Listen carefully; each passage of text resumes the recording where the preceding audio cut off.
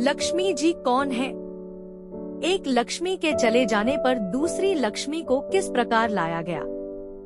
एक बार भगवान शंकर के अंशभूत महर्षि दुर्वासा पृथ्वी पर विचरण रहे थे। घूमते वे एक मनोहर वन में गए। वहाँ एक विद्याधर सुंदरी हाथ में पारिजात पुष्पों की माला लिए खड़ी थी। वह माला दिव्य पुष्पों की बनी थी। उसकी दिव्य गंध से समस्त वन प्रांत सुवासित हो रहा था। दुर्वासा ने विद्याधरी से वह मनोहर माला मांगी। विद्याधरी ने उन्हें आदरपूर्वक प्रणाम करके वह माला दे दी। माला लेकर उन्मत्त वेशधारी मुनि ने अपने मस्तक पर डाल ली और पुनः पृथ्वी पर भ्रमण करने लगे। इसी समय मुनि को देवराज इंद्र दिखाई दिए, जो मतवाले ऐरावत पर चढ़कर आ रहे थे। उनके साथ बहुत से देवता भी थे। मुनि ने अपने मस्तक पर पड़ी माला उतार कर हाथ में ले ली। उसके ऊपर भौरे गुंजार कर रहे थे। जब देवराज समीप आए तो दुर्वासा ने पागलों की तरह वह माला उनके ऊपर फेंक दी। देवराज ने उसे ऐरावत के मस्तक पर डाल दिया। ऐरावत ने उसकी तीव्र गंध से आकर्षित हो सूंड से माला उतार ली और सूंघकर पृथ्वी पर फेंक दी। यह देख दुर्वासा क्रोध से जल उठे और देवराज इंद्र से इस प्रकार बोले, अरे ओ इंद्र, ऐश्वर्य के घमंड से तेरा हृदय दूषित हो गया है। तुझ पर जड़ता छा रही है, तभी तो मेरी दी हुई माला का तूने आदर नहीं किया है। वह माला नहीं, श्री लक्ष्मी जी का धाम थी। माला लेकर तूने प्रणाम तक नहीं किया, इसलिए तेरे अधिकार में स्थित तीनों लोकों की लक्ष्मी शीघ्र ही अदृश्य हो जाएगी।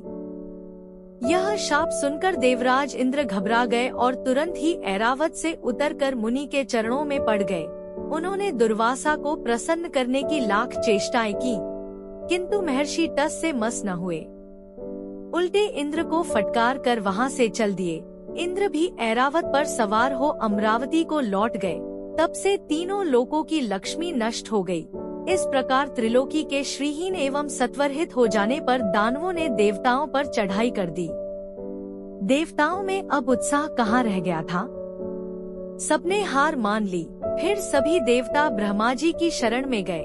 ब्रह्मा जी ने उन्हें भगवान विष्णु की शरण में जाने की सलाह दी तथा सबके साथ वे स्वयं भी क्षीर सागर के उत्तर तट पर गए। वहां पहुंचकर ब्रह्मा आदि देवताओं ने बड़ी भक्ति से भगवान विष्णु का स्तवन किया। भगवान प्रसन्न होकर देवताओं के सम्मुख प्रकट हुए। उनका अनुपम तेजस्वी मंगलमय विग्रह देखकर देवताओं ने पुनः स्तवन किया। तत्पश्चात भगवान ने उन्हें क्षीर सागर को मथने की सलाह दी और कहा, इससे अमृत प्रकट होगा। उसके पान करने से तुम सब लोग अजर अमर हो जाओगे। किंतु यह कार्य है बहुत दुष्कर, अतः तुम्हें दैत्यों को भी अपना साथी बना लेना चाहिए। मैं तो तुम्हारी सहायता करूँगा ही। भगवान की आज्ञा पाकर देवगण दैत्यों से संधि करके अमृत प्राप्ति के लिए प्रयास करने लगे। वे भांति भांति की औषधियाँ लाए और उन्हें क्षीर सागर में छोड़ दिया। फिर मंदराचल पर्वत को मथानी और वासुकी नागराज को रस्सी बनाकर बड़े वेग से समुद्र मंथन का कार्य आरंभ किया। भगवान ने वासुकी की पूंछ की ओर देवताओं को और मुख की ओर दैत्यों को लगाया।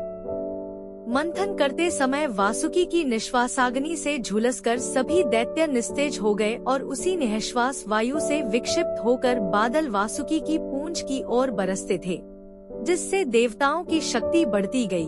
भक्त वत्सल भगवान विष्णु स्वयं कच्छप रूप धारण कर क्षीर सागर में घूमते हुए मंदराचल के आधार बने हुए थे। वे ही एक रूप से देवताओं में और एक रूप से दैत्यों में मिलकर नागराज को खींचने में भी सहायता देते थे तथा एक अन्य विशाल रूप से, जो देवताओं और दैत्यों को दिखाई नहीं देता था, उन्होंने मंदराचल को ऊपर से दबा रखा था। इसके साथ ही वे नागराज वासुकी में भी बल का संचार करते थे और देवताओं की भी शक्ति बढ़ा रहे थे। इस प्रकार मंथन करने पर क्षीर सागर से क्रमशः कामधेनु, वारुणी देवी, कल्पवृक्ष और अप्सराएं प्रकट हुईं। इसके बाद चंद्रमा निकले, जिन्हें महादेव जी ने मस्तक पर धारण किया। फिर विष प्रकट हुआ, जिसे नागों ने चाट लिया। तदनंतर अमृत का कलश हाथ में लिए धन्वंतरी का प्रादुर्भाव हुआ। इससे देवताओं और दानवों को भी बड़ी प्रसन्नता हुई। सबके अंत में क्षीर समुद्र से भगवती लक्ष्मी देवी प्रकट हुईं। वे खिले हुए कमल के आसन पर विराजमान थी। उनके अंगों की दिव्य कांति सब ओर प्रकाशित हो रही थी।